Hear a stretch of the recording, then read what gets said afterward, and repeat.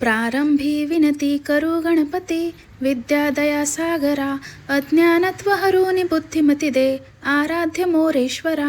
चिंता क्लेश दरिद्र दुःख अवघे, देशांतरा पाठवी, हेरंबा गणनायका गजमुखा, भक्ता बहुतोषवी. नेत्री दोन हिरे प्रकाश पसरे, अत्यंत ते साजिरे, माथा शेंदूर पाझरे वरिवरे, दुर्वांकुरांचे तुरे. माझे चित्त विरे मनोरथ पुरे, देखून चिंता हरे, गोसावी सुत वासुदेव कविरे, त्या मोरयाला स्मरे. नमस्कार मंडळी, स्वागत आहे तुमचं आपल्या चॅनलवरती. बऱ्याच दिवसांनंतर तुमच्यासमोर आली आहे, कॅमेऱ्यासमोर उभी राहिली आहे आणि खूप अवघड होता हा निर्णय घेणं माझ्यासाठी. पुन्हा एकदा हे सगळं सुरू करण्यासाठी मनाची तयारी होत नव्हती. पण मग बरेचसे लोक विचारत होते, बरेचसे नातेवाईक विचारत होते की हे सगळं का बंद केलं, तुझे व्हिडिओ दिसत नाही आहे, काही झालं आहे का. बऱ्याच जणांना वेगवेगळे गैरसमजसुद्धा होत होते, तर तेच क्लिअर करते आज.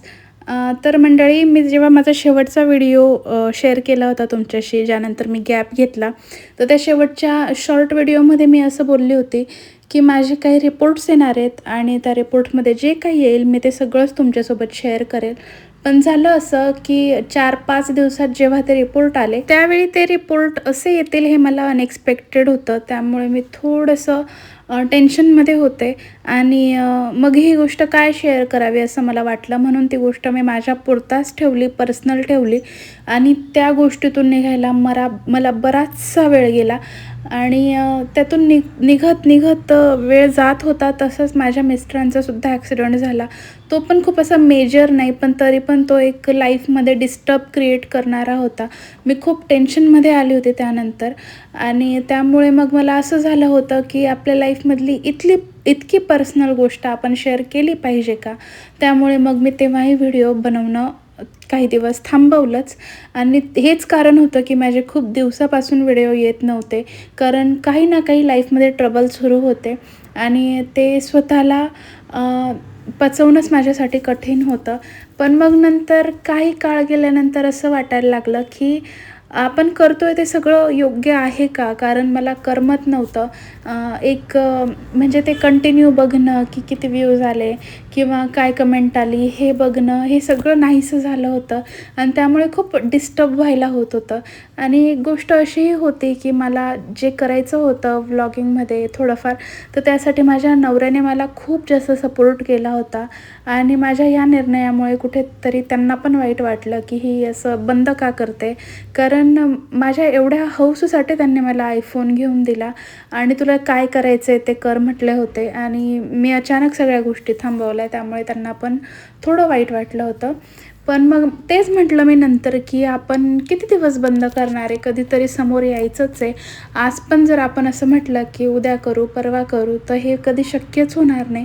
म्हणून आज फायनली हिंमत करून तुमच्यासमोर उभी राहिली आहे आणि मुद्दाम मी खरंच गॅप घेतला नव्हता. लाईफमध्ये खूप गोष्टी घडत होत्या, त्यामुळे मी थोडासा स्पेस क्रिएट केला होता बाकीच्या जगापासून आणि एकटं राहणं जास्त प्रेफर करत होते. पण आता मी पुन्हा एकदा तुमच्यासमोर आलेली आहे आणि आता पुन्हा मी कंटिन्युटी ठेवण्याचा भरपूर असा प्रयत्न करेन.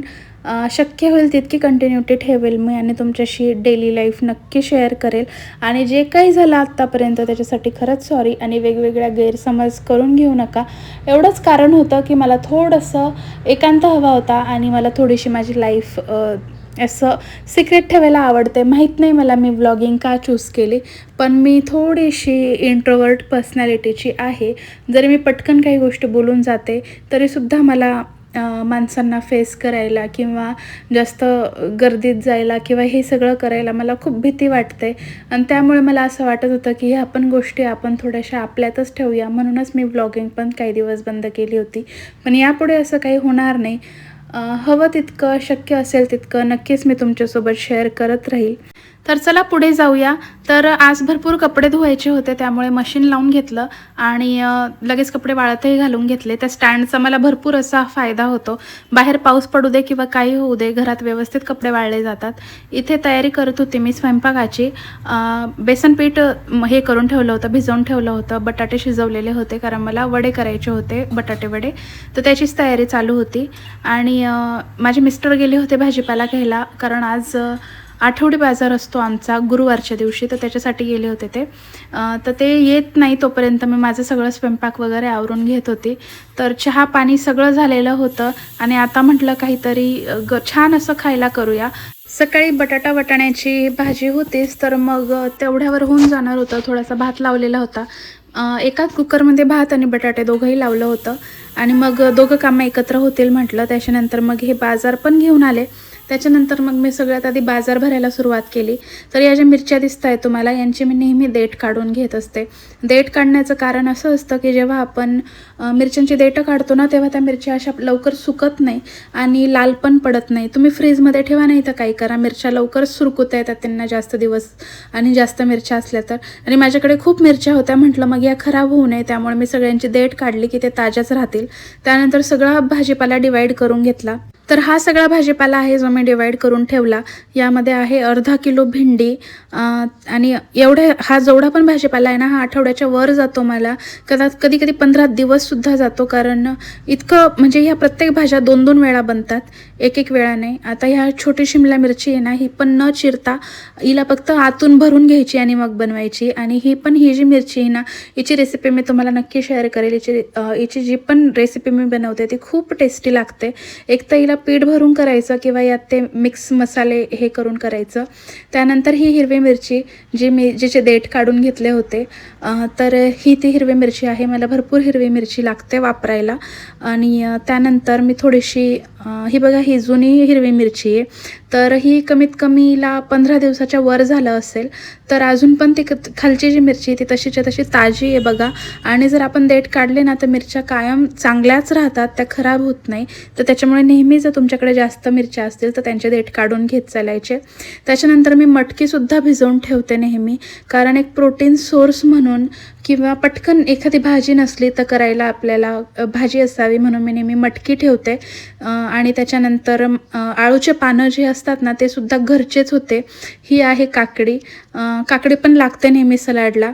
तर हे बघा, हे आळूचे जे पानं आहेत त्याचे मी सगळी दांडी वगैरे काढून घेतली आहे की पटकन जेव्हा वाटेल तेव्हा करता येईल. हे टमाटे आहेत, टमाटे पण जास्त लागतात मला स्वयंपाकाला, तर ते आठवडाभर पुरतील एवढे आहेत. कारल्याची जास्त करून भाजी करत नाही, तर कारल्याचा रसच जास्त पिला जातो माझ्याकडनं. यांना कारल्याची भाजी आवडत नाही, त्यामुळे मी रस करून पिते. हे बटाटे आहेत, अर्धे बटाटे फ्रीजमध्ये आहेत, तर हे पण आठवड्याला वर जातील असे आहेत. आणि हाच मग भाजीपाला आता हा सगळा फ्रीजमध्ये ठेवून घेते. आता या भाजीपाल्यामध्ये जास्त जर म्हटलं तर तुम्हाला फळभाज्याच जास्त दिसतील, आळूच्या पानं सोडले तर.